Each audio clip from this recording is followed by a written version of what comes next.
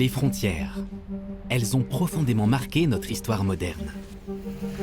Mr. Gorbachev, tear down this wall. À la fin de la guerre froide, la soif de liberté fait tomber le mur de Berlin. Cet événement augure-t-il un monde plus ouvert, où les frontières disparaîtront peu à peu? En réalité, c'est le contraire qui s'est passé.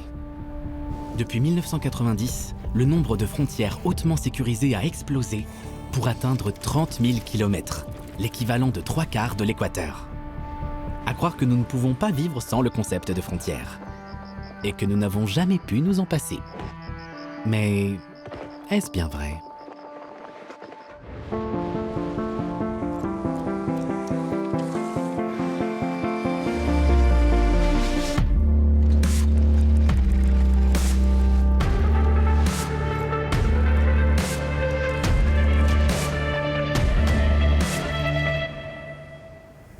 Il suffit de regarder n'importe quelle carte actuelle pour se rendre compte que les frontières sont partout. Pareil pour les plans, les atlas, même nos bulletins météo ont besoin de leur présence rassurante. 250 000 km de frontières ornent aujourd'hui notre planète, comme les guirlandes d'un sapin de Noël. Et sur les cartes anciennes aussi, elles sont omniprésentes. Et pourtant... Les cartes historiques portent nécessairement des frontières qui ne correspondent pas à la réalité. Comment ça? Il n'y avait pas de frontières autrefois? La question qui se pose, c'est donc de savoir depuis quand les frontières existent et à quoi elles ressemblaient avant. Pour le savoir, commençons par le commencement chez nos proches parents, les chimpanzés, et leurs cousins biologiques, les bonobos. Ils nous montrent à quel point le besoin de délimiter des frontières est bien ancré dans nos gènes. Volker Sommer nous le confirme. Les chimpanzés défendent très agressivement leur territoire contre les autres groupes. Ils déciment également les groupes voisins pour s'approprier leur espace. Un constat édifiant et en même temps un peu troublant. Pour défendre leur territoire, les chimpanzés ne reculent devant rien et s'en prennent systématiquement aux intrus par surprise. Chez les chimpanzés, les mâles effectuent des patrouilles le long de ce qu'on peut appeler les frontières de leur territoire. Et quand ils entendent qu'un petit groupe de mâles, moins nombreux qu'eux, se trouve de l'autre côté, bien souvent, ils les attaquent. Nos autres proches parents, les bonobos, réagissent très différemment à la présence d'intrus.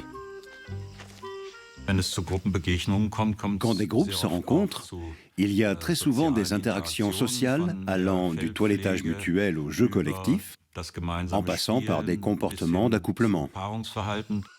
Grâce à ces interactions ludiques et pacifiques, les bonobos partagent leur espace sans conflit et les frontières deviennent floues.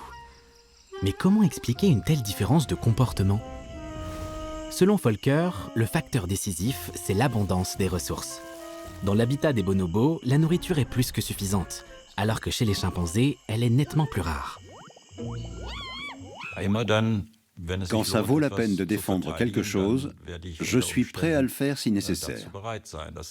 C'est le fil rouge de l'histoire de l'humanité. Volker y voit un lien direct avec nos ancêtres préhistoriques, les chasseurs-cueilleurs. Comme chez les chimpanzés et les bonobos, lorsqu'il y en a assez pour tout le monde, les frontières n'ont pas lieu d'être. Mais il y a environ 12 000 ans, un événement vient tout chambouler. Quand on devient sédentaire et on commence à cultiver un terrain, eh bien, il faut mettre des piquets et définir le territoire. La révolution du néolithique permet un bond en avant énorme dans la richesse produite par les êtres humains. La sédentarisation. Pour le politologue Manlio Graziano, il s'agit là du premier acte créateur sur le chemin qui mène aux frontières actuelles. Mais ce n'est certainement pas le dernier. Quand on commence à élever et à cultiver, on produit sa propre richesse. Et on commence donc à avoir des spécialistes, c'est-à-dire à se séparer du travail manuel, qui était le seul qui permettait de survivre, et de passer au travail intellectuel. Alors qu'une partie de la communauté veille désormais à ce qu'il y ait suffisamment à manger, une autre peut se consacrer à de nouvelles tâches, comme la construction de systèmes d'irrigation. Mais ce n'est pas tout. l'organisation commence à devenir politique. À un certain moment, on commence à empiéter sur les territoires des autres. La volonté de produire davantage de ressources déclenche des luttes de pouvoir. Ce n'est donc plus seulement la pénurie qui mène au conflit, mais aussi la cupidité.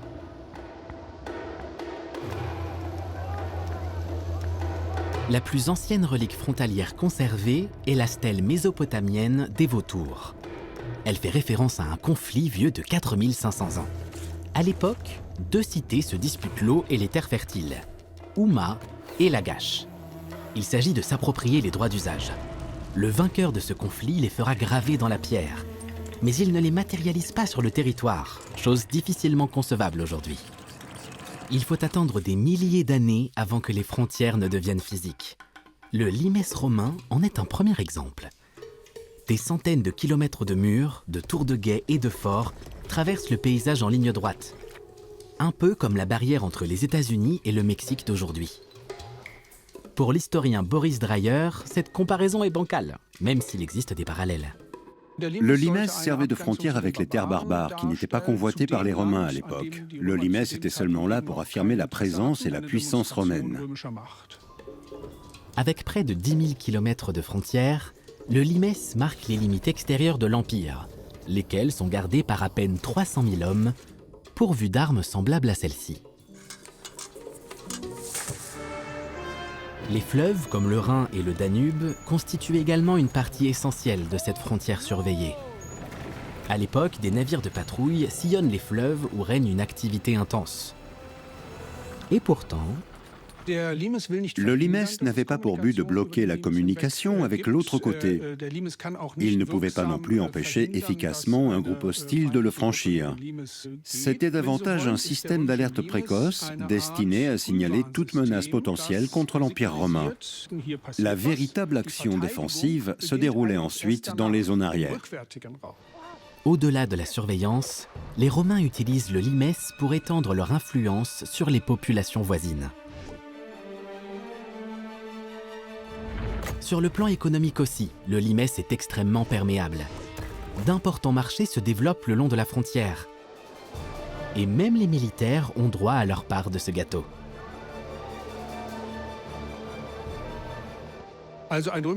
Les soldats romains ne voyaient pas pourquoi ils auraient dû renoncer au mode de vie et à la culture de Rome, sous prétexte qu'ils servaient loin de chez eux. Ce qui était au départ une mesure militaire a stimulé les échanges avec la région frontalière et son développement. Aujourd'hui, on a tendance à imaginer le limès comme une limite infranchissable. Mais il est en réalité tout le contraire. Il s'agit d'une membrane poreuse qui favorise les échanges et dynamise la région. En bon empire, Rome a défini son tracé de manière unilatérale. Contrairement à aujourd'hui, il n'existe toutefois pas de carte officielle. Pour la prochaine étape décisive qui a façonné les frontières actuelles, il faut avancer de quelques centaines d'années. Ah, ok. Dans notre carte. Traité de Verdun. En 843, le traité de Verdun scelle le tracé d'une frontière uniforme qui définit l'avenir du royaume des Francs. Il est à l'origine de ce que nous connaissons aujourd'hui comme l'Allemagne et la France. Un traité entre les trois petits-fils de Charlemagne qui se partagent l'empire du grand-père. Pourquoi il est important? Mais parce que c'est le premier traité qui dessine des frontières sur une carte. Mais elles n'ont jamais été reportées sur le terrain. Ce qui fait qu'elles sont restées floues. Voilà pourquoi personne ne sait exactement où elles se trouvent. En effet, contrairement à ce qui est indiqué sur la carte, il n'y a pas de ligne entre les territoires, mais souvent ce qu'on appelle des marches, des provinces frontalières qui servent de zone tampon. À leur tête se trouve un margrave, ou un marquis fortement armé, qui ne sait généralement pas où s'arrête exactement son territoire. Les nouvelles frontières de 843 ne survivent de toute façon pas longtemps. La partie centrale, la Lotharingie en particulier, devient un sujet de discorde. Cette région attractive est progressivement démantelée. Mais il n'y a pas que ça qui empêche la mise en place de frontières claires. Il y a tout un autre système d'organisation politique et sociale qui se passe de frontières en quelque sorte, parce que les liens politiques sont des liens féodaux de vassalage entre les seigneurs et puis leurs subordonnés jusqu'à arriver aux paysans. Et donc, on peut être le vassal d'un empereur, d'un roi, d'un pape. On a diverses formes de fidélité personnelle. L'Europe est alors marquée par le féodalisme. Et un même vassal peut être simultanément lié à plusieurs autorités féodales, entre l'Église, l'empereur, les rois, les seigneurs. Les zones de pouvoir se chevauchent, ce qui a également un impact sur ceux qui sont tout en bas de la pyramide, les serfs. La diplomatie, les mariages et les guerres modifient constamment ces zones de pouvoir. Ce n'est qu'avec le traité de Westphalie signé en 1648 que cette confusion féodale prend fin. Les loyautés fluctuantes sont balayées au profit de délimitations claires. C'est avec ces délimitations claires qu'apparaît le concept de souveraineté étatique, en réponse à l'une des guerres les plus sanglantes et les plus longues d'Europe, la guerre de 30 ans. Il fallait éviter justement qu'un massacre, une boucherie de ce genre-là se répète. Donc, ce qui change effectivement, c'est le fait que l'autorité d'un prince recouvre un territoire déterminé. Et donc, il faut savoir précisément jusqu'à quelle limite physique arrive mon autorité et à partir de quelle limite physique commence l'autorité d'un autre prince. Les frontières apportent la stabilité. C'est en tout cas l'idée. Le traité de Westphalie devient ainsi la base de notre système étatique actuel et des frontières telles que nous les connaissons.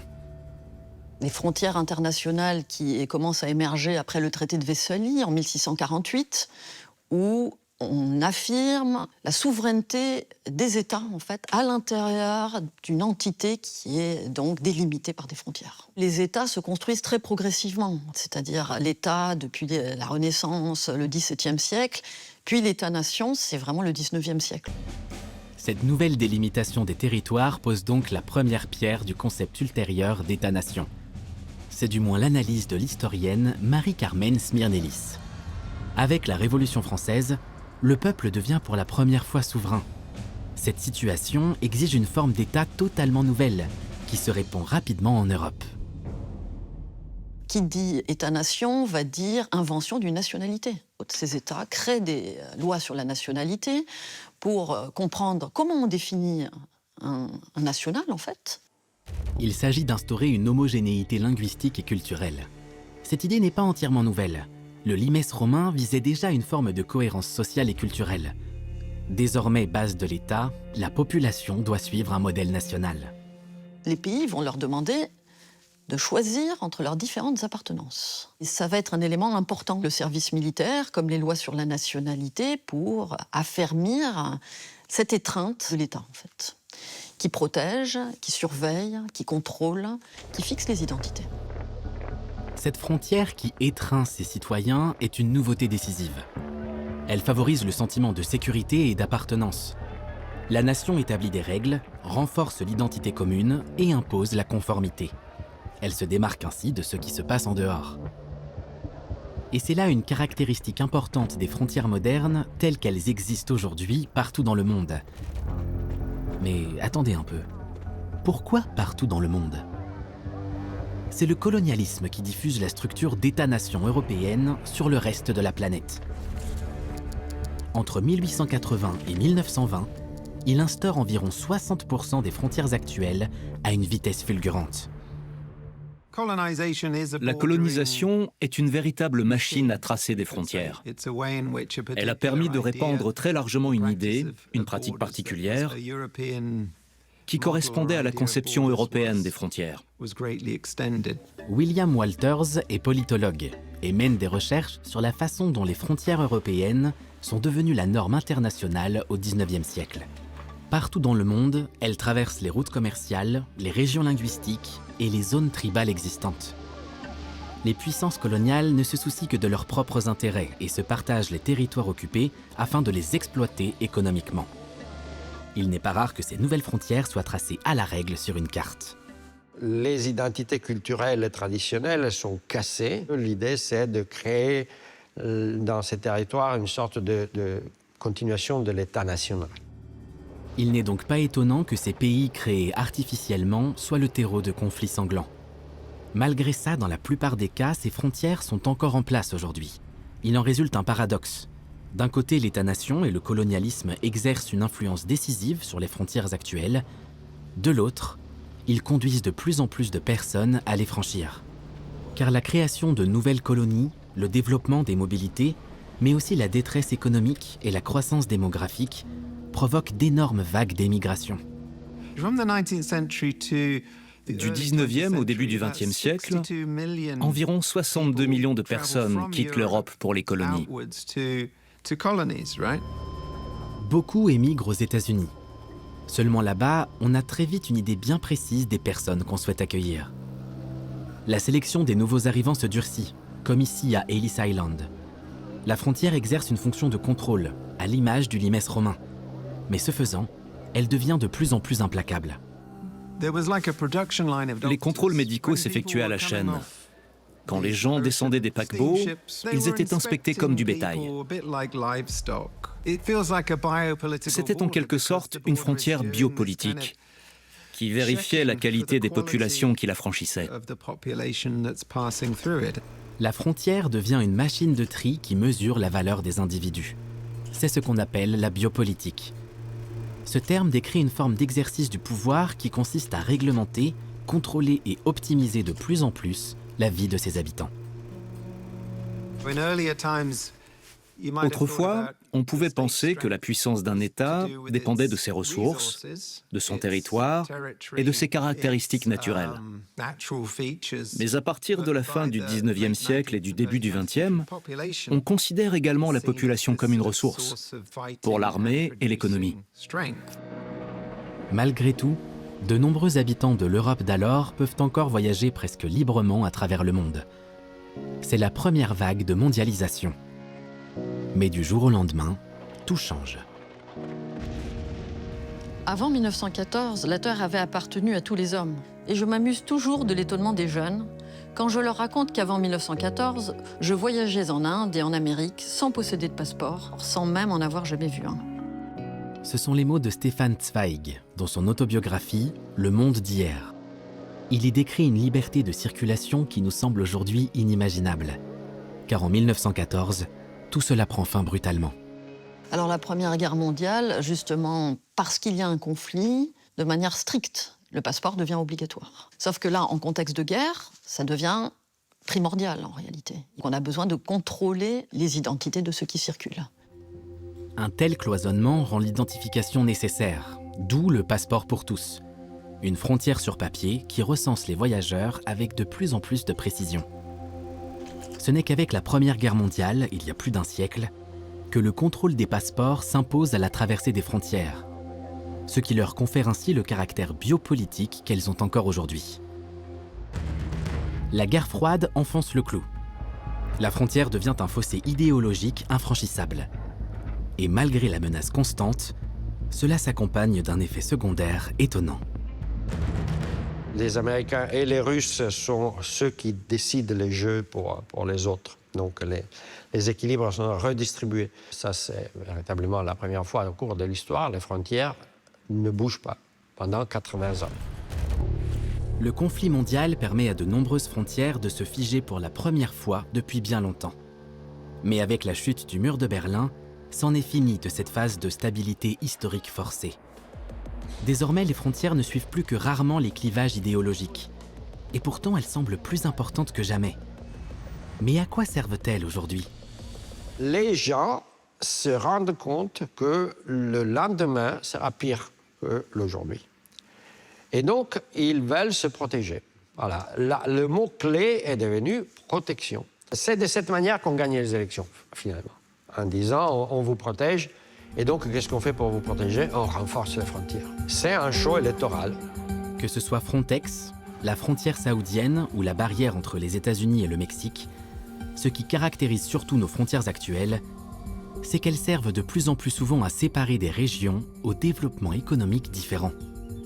Un discours politique enflammé brandit le spectre de nouvelles inimitiés et la crainte de voir l'immigration menacer notre prospérité, et assure que la réponse à cette menace réside dans les frontières.